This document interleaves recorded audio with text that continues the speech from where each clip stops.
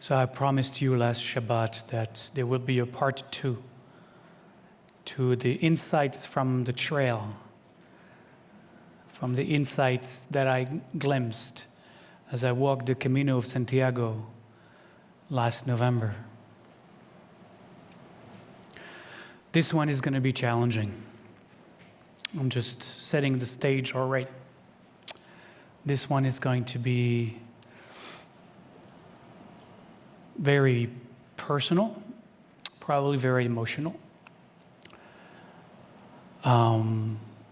very vulnerable in a lot of ways, but it has deep mystical components that I'm a little concerned that you might run out of the space thinking, who the heck is this guy? But those of you who have been here for several years, you already know. So it's mostly those of you who are here for the first time. Those of you who are here for the first time. All right, so I'm gonna walk the tightrope and see what happens. I walked the Camino for 3 weeks. I know I mentioned that last time. And to me, it was a walking meditation retreat from the beginning. Actually, at the beginning, I visited the Museum of Human Evolution, and that just started everything for me. How we evolved from microbes to who we are just was so deeply mystical in and of itself that it really kind of set the tone. But my intention was to make this a 3-week meditation retreat, walking meditation retreat, and so I was immersed also in a few books that I had brought that spoke of non-dual practices, non-dual mysticism, Jewish and otherwise. So I was already from the start, even on the plane to Spain, I was already immersed in that space. I needed to because I flew out on October 8, and I really needed to create a bubble around myself in order to be where I needed to be, which was challenging enough. So from the start, it was very intense, a very intense practice. And as I was walking, I was intentionally observing my breath all the time, as much as I was sensing into all the sensations of my body. And as you walk several hours every day, I think I mentioned that last Shabbat, there are a lot of sensations that arise. They tell you in meditation retreat to watch pleasant sensations as much as unpleasant sensation and not dwell on either one of them. There were not a lot of pleasant sensations, so I wasn't really dwelling on that. And that, I wasn't thinking I was going to share that insight with you, but that insight was also very revealing, because I thought to myself, how did they do it for 40 years? Wandering in the desert, for 40 years. And we always say, look at the Israelites always complaining to Moses as they wander through the wilderness. I was complaining to Moses every day. It's like, what? And I had great shoes. I had great gear. I had spent several $100s at REI before leaving Egypt. I don't think they had REI in Egypt. So I had all the gear, I had all the packs, I had everything I needed, and still it was hurting and painful. And I walked just 3 weeks.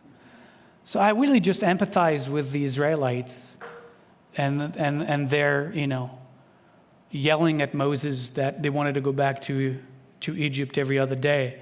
They had sandals at best. I stopped in beautiful inns and ate at glorious restaurants every night with beautiful Spanish wine, and, they didn't have that. They had manna.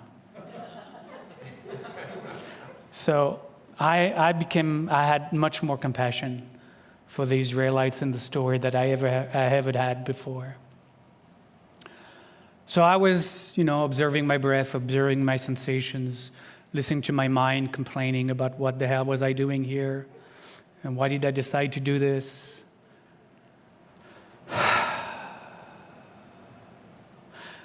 And my mantra, I have a mantra that I particularly like, which really was very powerful, especially in those first few days, that first week. And that mantra, as I was observing my breath and observing the sensations and being immersed in this beautiful nature all around me, was asking over and over again, what is aware? What is aware right now? What is aware? It's a very powerful mantra because it pushes you, beyond the ego that takes ownership of every experience. And if you start asking that question, what is aware? It's like it's pushing you backwards. It's like you feel that your awareness is over here or over here, and it's no longer like here, which is also an illusion. It's a made-up story. What is aware? So I was walking, observing breath, observing sensations, without reacting, without, just observing whatever was there is here, that's here, that's here. What is aware? What is aware of this? What is aware of that? What is aware right now? What is aware of this vista? Day after day, hour after hour, minute after minute, what is aware? What is aware? What is aware? What is aware right now? What is aware right now? And then there's a part of the Camino that lasts for several days where you hit the mesa, the plateau, they call it the table, which is very flat for a long time, where you see things from miles away. There's not a hill, not a bunny hill, nothing. It's just flat, but also beautiful, all kinds of colors in the fall. It was early October, mid-October. It's just a glorious place. It was getting close to the wine harvest. It's a lot of grapes. And I get to this place, and it must have been maybe 7, 8, 9 days into the meditation, to the walking meditation. And my head was going this way and that way as I was walking because I wanted to take in all the scenery. It was so beautiful. The little tree over there, the little hut over there, the road with a little village down over there, and the little hill, the mountain far in the back. You could see them miles away, and I was just scanning the horizon. And there was something that happened where I was like, what is aware, and scanning the horizon. And suddenly the ego disappears. And there is just awareness, and there is just the scenery. And I kept doing this, and I realized, which is why I told you to watch the movie Ready Player One, I realized that this is virtual reality. This is virtual reality. Like, there is nothing here that I could see, because I'm seeing out of VR set, so I don't see this part. I can look down, and there is this, and there is this. I can see that, and then I can see the scenery, but I am wearing VR goggles right now. There is nobody here. There is just awareness wearing VR goggles and all of this, and everyone and every tree and every field and every home was just appearing virtual reality in awareness. And I was not like I was fantasizing. That was my absolute, complete, and exact experience, direct experience. There was nobody home. There was just this VR set and awareness that was looking through the VR set at the virtual reality that was this world and this universe. And as I was doing that, if a deep sense of quiet and calm and serenity just dawned on me. There was just incredible peace, incredible calmness. There was no fear. There was no urgency. There was just this moment. And the legs continued walking, and I continued scanning, and everything was, in fact, virtual reality, as it is right now. As it is right now.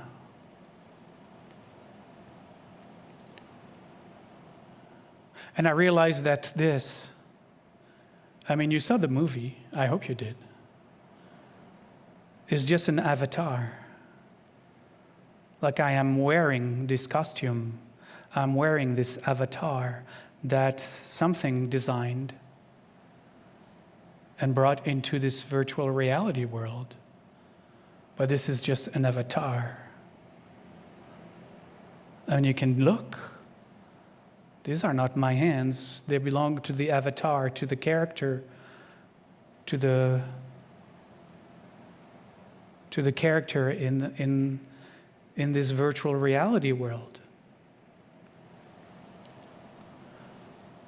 This is just an avatar, and all the sensations are because whomever is watching, whomever is playing the game, which is not me, has that suit. That's why you need to have watched the movie, because the suit in the movie, gives off all the sensations.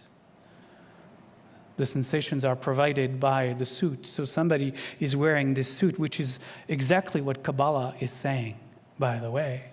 From hundreds and hundreds and hundreds of years ago, the teachers of Kabbalah understood that this is the garment of God, that God is wearing us. Right? They understood the universe, everything, to be the way God is dressed up, as chair, as walls, as piano, as bodies. We are the garment of the most sacred of the divine. We are avatars in this virtual reality. And so are you. You can imagine you're wearing, right now you can just try that you have virtual reality goggles on, and look at the hands. They just appear. And see, and if you do this, they disappear. They're no longer in virtual reality.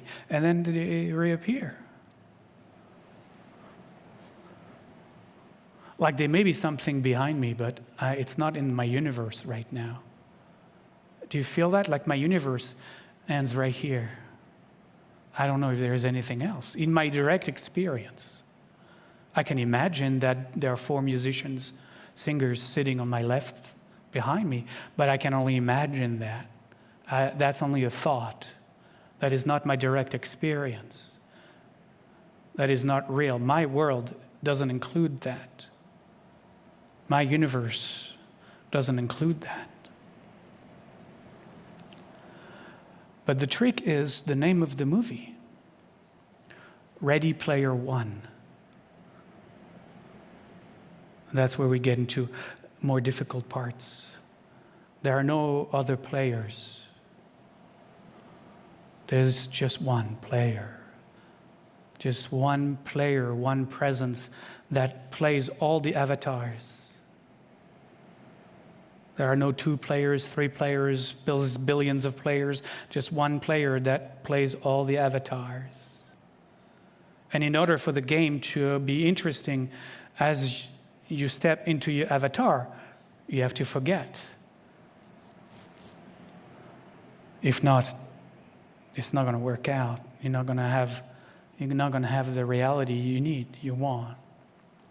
Only one player. It's Albert Einstein who said, the one that is looking at me through your eyes is the same one that is looking at you through my eyes.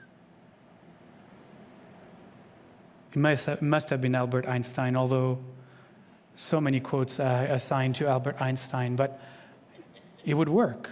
But be with that.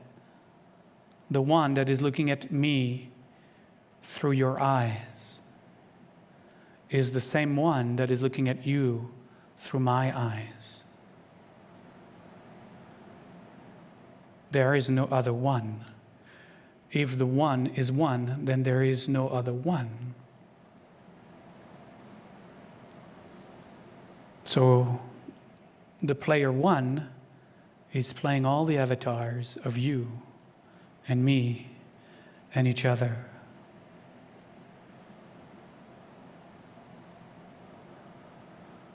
Good, nobody's running out of the sanctuary yet.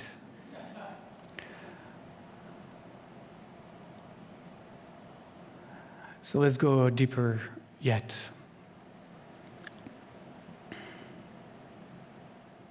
I know the mind is wrestling with this. The mind is challenged. The mind is challenged because it has learned that the world exists in a certain kind of way. We've been taught this since childhood. But what if that was wrong? What if actually what we think is one way is actually the other way? What if reality wasn't actually what we think or perceive it to be?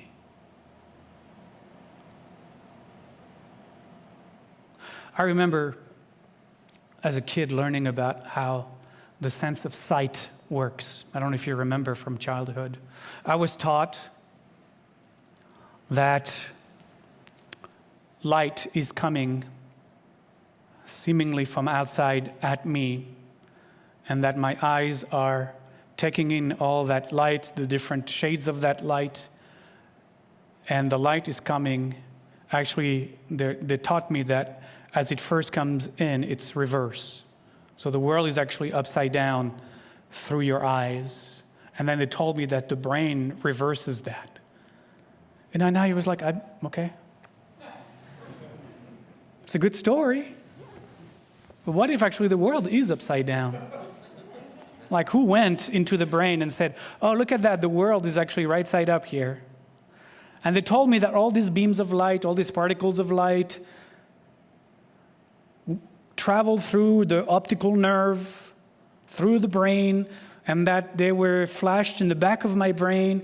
There was some kind of screen, I don't know. And then in that process, the pictures was turned right side up again. And I could actually see what the world was like out there. But what they just told me is all I could see is what actually is going on in my brain. But then they pretended to tell me that it's actually exactly what's out there, where they have no way of knowing what is perceived inside my brain. Because all they can see about the brain are just little blips of energy. They don't know if there is a picture right side up, upside down, left side. They have no idea. But I believe their story, it's a good story. It's a good story. It's just a story, but it's a good story. And how many stories have we taken as, oh, this is what reality is? I mean, it's difficult, if you really think about it, that story about how seeing works, it's kind of hard to really, go, yeah, that sounds great. I'm sure that's exactly what happens. Right? How does this room appears as in the back of my brain because of interpretations of beams of light or particles of light that are interpreted by the brain and then created and recreated? So does this really exist, or is this just what my brain made it out to be? Because I have no way of knowing. I have no way of knowing what this place looks like from your place. Honestly. But what they were telling me in this beautiful, crazy story was that there was a world out there that could be perceived in here the way it actually is out there. It's a fascinating story. And I thought to myself as I was having this experience of virtual reality, it's like, well, what if it was actually the opposite? What if the brain wasn't a receptor of energies coming from over there, but a transmitter of energies coming from somewhere else? Like an antenna. Like an antenna, like a TV antenna. TV antenna grabs information out of the air, integrates it, and then projects onto a screen a picture. What if the brain was doing exactly that? What if this was a picture that was appearing from the antenna brain that is capturing energies coming from wherever the Ready Player One is? What if God was actually a projector of reality through the antenna of our being, projecting this as virtual reality? It's just as good a story. What if we actually are projecting this instead of receiving it? What if actually it's reverse? What if it's actually reverse? My experience on the trail was that it was actually reverse. That this world didn't exist out there, but it was manufactured, it was created in here, which is actually what the optical nerve is doing. It's creating a world, if we follow it, if we follow the validity of it, in here, without any exact reference, one-to-one out there. We know that for sure because there are colors we don't see. There are things we don't see because we can imagine them existing. I mean, it's been shown that there are all kinds of magicians that work on optical illusions that make believe something exists when it doesn't. So our sense of sight isn't really reliable anyways. What do I know about whatever they're telling me is out there?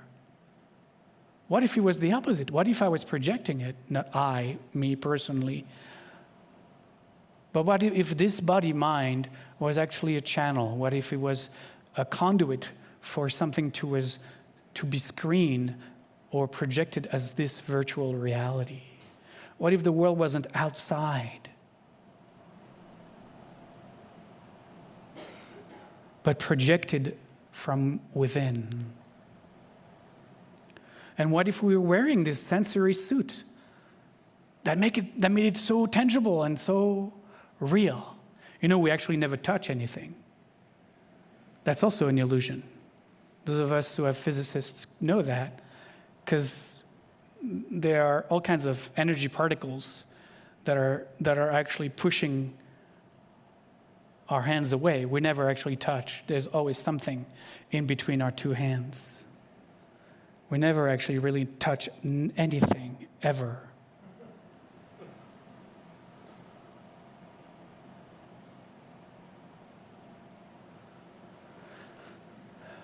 What if the mystics were right? What if my experience, my direct experience of reality, which it still comes and goes, I still know that place. I know it right now. It's easy to drop into it because it's real. It's happening. What if they've been right for the last few thousands of years?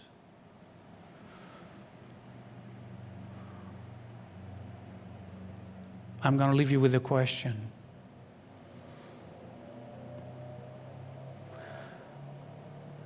And then I'm going to invite you into a song.